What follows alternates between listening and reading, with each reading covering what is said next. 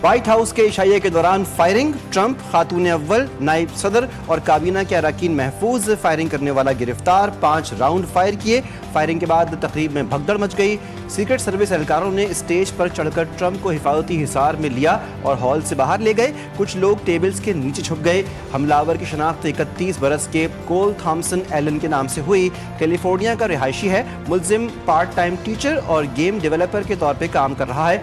Washington police chief ने कहा कि ये बात अभी तक मालूम नहीं हो सकी कि मुश्तबा शख्स ने हमला क्यों किया और उसका हदफ कौन था। मुलजिम ने मरकजी दरवाजे की तरफ आने की कोशिश की।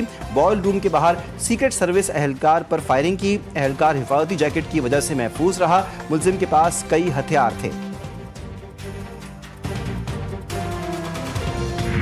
Was there any indication that this shooting could have been linked to the war in Iran? I don't think so, but you never know. We're going to know a lot.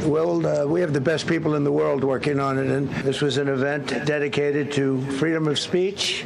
A man charged a security checkpoint armed with multiple weapons. And he was taken down by some very brave members of Secret Service, and they acted very quickly. One officer was shot, but saved by the fact that he was wearing obviously a very good bulletproof vest. He was shot from very close distance with a very powerful gun. मैं ही हमलावर का हदफ था। Firing का Iran जंग से कोई ताल्लुक नहीं। मुश्तबा शख्स ने 50 गज दूर से हमले की कोशिश की। सिक्योरिटी ने तेज रफ्तारी से हमला नाकाम बनाया। ट्रंप की न्यूज़ कॉन्फ्रेंस, कहा सिक्योरिटी इदारों ने फौरी तौर पर शूटर को गिरफ्तार किया।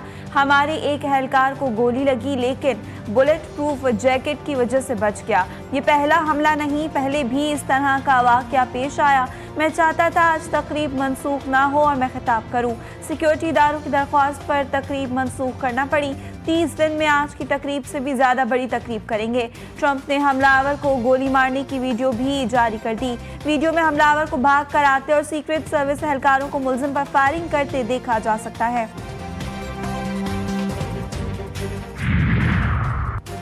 हिल्टन होटल में व्हाइट हाउस की कवरेज पर मामूर नुमाइंदों का इशाया। तकरीब का आगाज ही हुआ था कि ट्रंप को पर्ची दी गई। ट्रंप के करीब बैठी खातून को हैरत ज़दा होते देखा गया।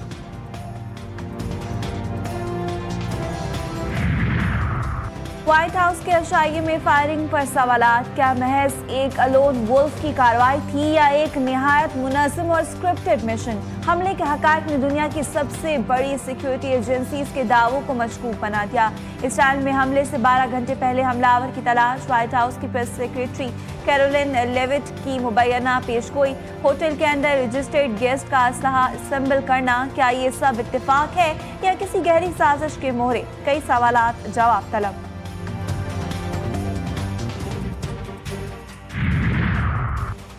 सन 2023 दिसंबर में किया गया ट्वीट देखते ही देखते वायरल। ट्वीट में ट्रंप पर फायरिंग करने वाले का नाम लिखा गया। टाइम ट्रेवलिंग पर दिलचस्प बहस छिड़ गई। 3 साल कबल हेनरी मार्टिन्स के एक्स अकाउंट से ट्रंप पर फायरिंग करने वाले का नाम ट्वीट हुआ। सोशल मीडिया सारिफीन शदीद हैरतज़दा।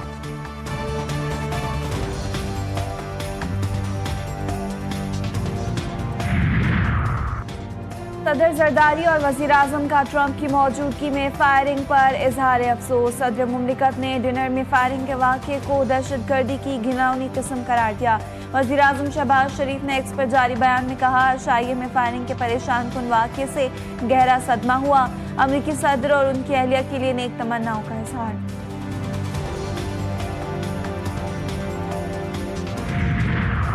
ईरानी वज़ीर ख़ारिजा अब्बास इराक़ची सल्तनत ओमान के बाद पाकिस्तान आएंगे। ईरानी खबर रसां एजेंसी के मुताबिक अब्बास इराक़ची पाकिस्तान के बाद रूस जाएंगे। वो कल रात ही पाकिस्तान से सल्तनत ओमान गए थे। ईरानी वज़ीर ख़ारिजा ने सोशल मीडिया पर बयान में कहा कि जंग को मुस्तक़िल तौर पर ख़त्म करने के लिए काबिल अमल फ्रेमवर्क के हवाले से मौक़िफ़ पेश किया। देखना है कि अमरीका वाकई सिफारतकारी के लिए संजीदा है या नहीं।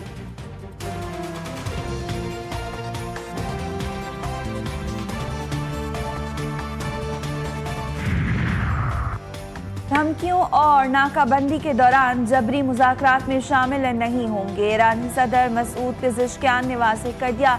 शहबाज शरीफ से टेलीफोनिक गुफ्तगू में ईरानी सदर ने कहा, माजी में किए गए अमेरिका से मुज़ाकरात ने हमारी बदएतमादी में इजाफा किया। जब तक जारहाना इक़दाम ख़त्म नहीं किए जाते एतमाद बहाल नहीं हो सकता।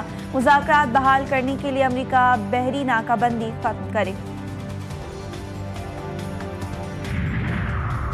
अमरीकी फौजी बरतरी के बावजूद ईरानी मुनज़्ज़म हिकमत अमली पर माहिरीन हैरान। जानी नुकसान के बजाय अमरीकी तनसीबात ईरानी हमलों का हदफ थीं। अमरीकी बेड़े, रडार्स और रनवेज़ को ईरानी मिसाइलों से नुकसान। ईरान ने सैटेलाइट इमेजरी के जरिए अहदाफ को दुरुस्तगी के साथ निशाना बनाया। महंगे दिफाई निज़ाम फेल। कम लागत ईरानी ड्रोन्स ने जंगी हिकमत अमली बदल डाली। अमरीका ने आम तबाही मचाई। ईरान ने तनसीबात की तबाही की हिकमत अमली अपनाई।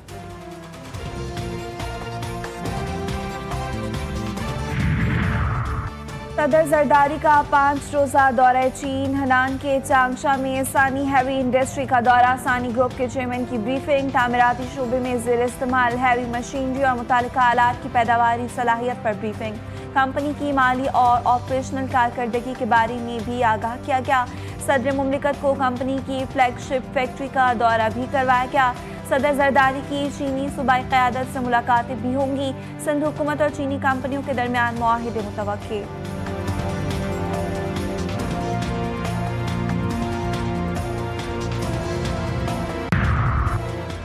इस्लामाबाद में पब्लिक और गुड्स ट्रांसपोर्ट को दाखिले की इजाज़त। फैज़ाबाद के सिवा तमाम बस अड्डे खुल गए। डीसी इस्लामाबाद के मुताबिक फैज़ाबाद बस टर्मिनल ताहुक्म सानी बंद रखा जाएगा। तमाम मार्केटें और शॉपिंग मॉल्स रात 8 बजे बंद किए जाएंगे। मेडिकल स्टोर्स, अस्पताल, पेट्रोल पंप्स, डेयरी शॉप्स पाबंदी से मुस्तस्ना। हाइकिंग ट्रेल्स भी खुल गए। रावलपिंडी के तमाम दाखिली खारजी रास्ते हर किस्म की ट्रैफिक के लिए खुल गए।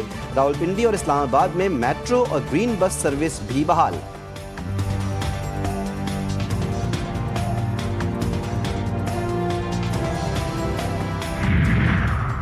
पाकिस्तान की इदारा जाती और अस्करी मजबूती दुनिया के सामने वाज़ेह। भारत को बयानिया, सफारती और दीगर तमाम लिहाजों पर शिकस्त। पाकिस्तान का सच आलमी सतह पर एक रोशन हकीकत के तौर पर सामने आया।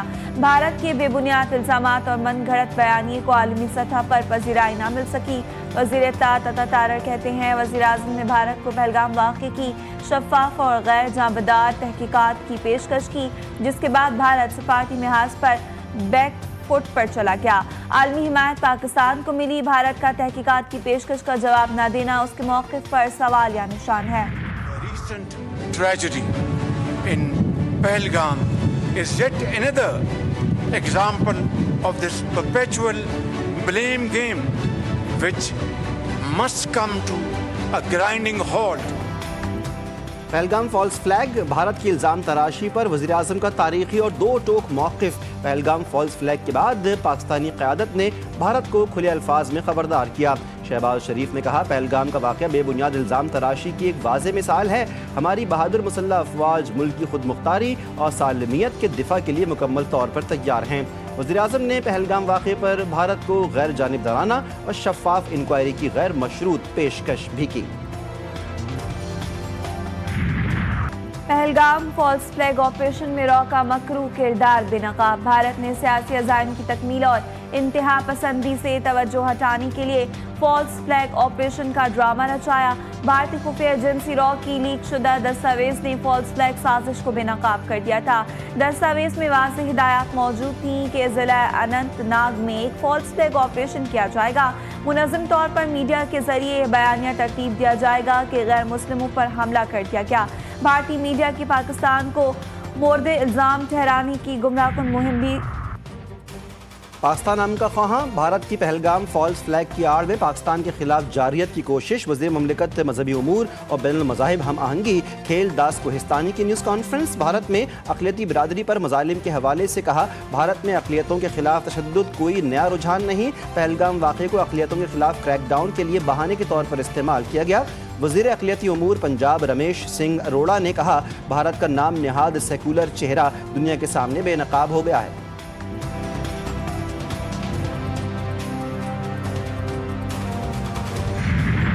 पाक फ़िज़ाया का दिफ़ा वतन के अज़म का आदा। 3 रोज़ा जंगी मशक़ों ज़रबे हैदरी के दौरान जदीद लड़ाका तैयारों की भरपूर सलाहियतों का मुज़ाहरा। दिफ़ाई माहिरीन के मुताबिक इन मशक़ों का मकसद ऑपरेशनल तैयारियों को मुकम्मल करना और दुश्मन को वाज़ेह पैगाम देना था। बदलती सिक्योरिटी सूरत हाल में एयर बेसिस को फॉल कर दिया गया। स्ट्रेटेजिक तैनाती से दिफाई सलाहियत मजीद मुस्तहकम।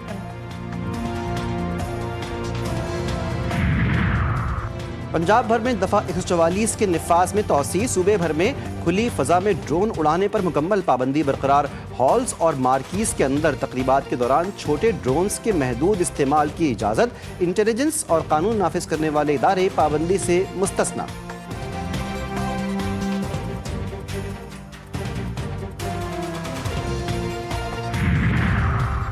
कराची में स्ट्रीट क्राइम की वारदातें जारी। हुसैनाबाद में मोटरसाइकिल पर सवार 2 डाकुओं ने 5 नौजवानों को लूट लिया। मोबाइल फोन्स और नकदी छीन कर फरार। सीसीटीवी फुटेज मंजर-ए-आम पर आ गई। वारदात के दौरान 2 नौजवानों की हाजिर दिमागी डाकुओं की नजरों से बचकर अपना मोबाइल फोन जमीन पर फेंक दिया।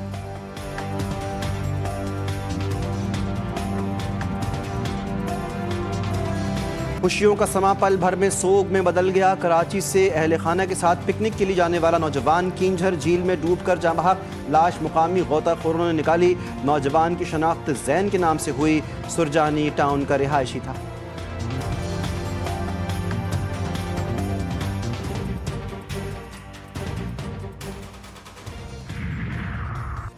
फेरोजवाला में काला खटाई रोड पर मुसाफिर बस और पुलिस वैन में तसादुम। हादसे के नतीजे में लाहौर के सीनियर ट्रैफिक वार्डन समेत 3 अफराद जाँ बहक, 16 अफराद जख्मी हुए। मुसाफिर बस नारंग मंडी से लाहौर जा रही थी।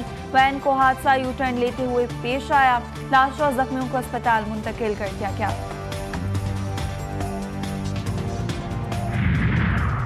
25 किलो या इससे कम वाट के सोलर सारिफीन के लिए फीस खत्म करने की सिफारिश। वफाकी वज़ीर तवानाई की हिदायत पर पावर डिवीजन का बड़ा इक़दाम। नेपरा से लाइसेंस की शर्त खत्म करने के लिए नजरसानी की दरखास्त। पावर डिवीजन ने कहा, नए पर रेगुलेशंस छोटे सोलर सारिफीन के लिए मुश्किलात पैदा कर रही है। पहले छोटे सोलर सिस्टम्स बगैर फीस और लाइसेंस के मंजूर होते थे। मौजूदा तरीक़ाकार काबिल तजदीद तवानाई के फ़रोग़ में रुकावट बन सकता है।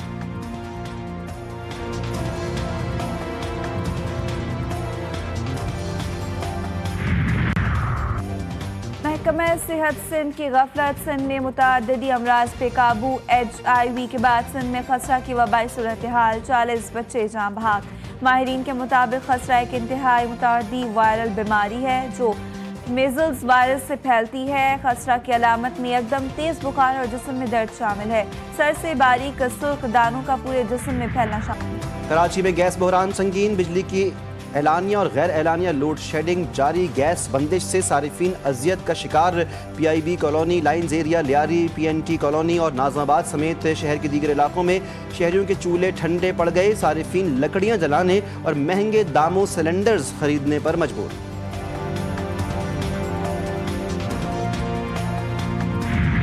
कराची में सूरज सवानेज़े पर। शहर का ज्यादा से ज्यादा दर्जा हरारत 37 डिग्री रिकॉर्ड। शिद्दत 38 डिग्री महसूस की गई। शदीद गर्मी से शहरियों का बुरा हाल। गर्मी की हालिया लहर मजीद 2 दिन बरकरार रहेगी। महकमा मौसमियात की मुल्क के बेशतर इलाकों में मौसम गर्म और खुश्क रहने की पेशगोई।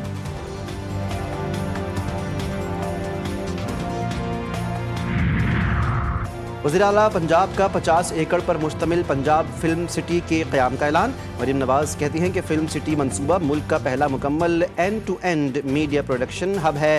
पाकिस्तान की फिल्मी सनत की जदीद टेक्नोलॉजी, सहूलियात और वसाइल के जरिए बहाली यकीनी बनाई जाएगी। मंसूबा मरहला वार मुकम्मल किया जाएगा।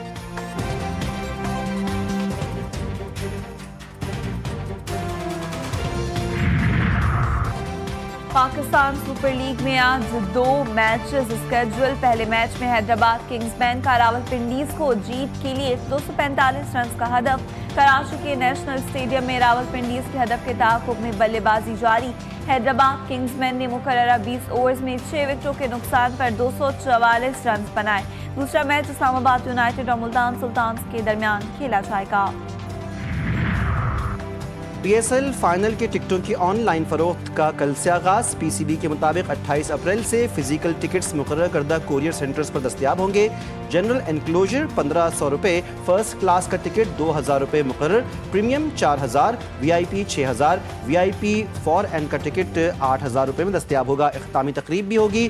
फाइनल 3 मई को कज़ाफ़ी स्टेडियम में खेला जाएगा।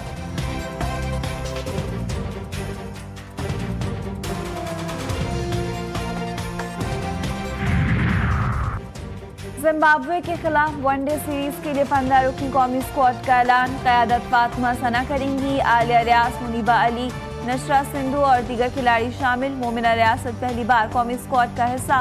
वनडे मैचेस 4, 6 और 9 मई को खेले जाएंगे। सीरीज आईसीसी विमेंस चैंपियनशिप 2025-29 का हिस्सा है। दोनों की टीम के दरमियान 3 T20 मैचेस भी होंगे। Series national bank stadium Karachi में खेली जाएगी।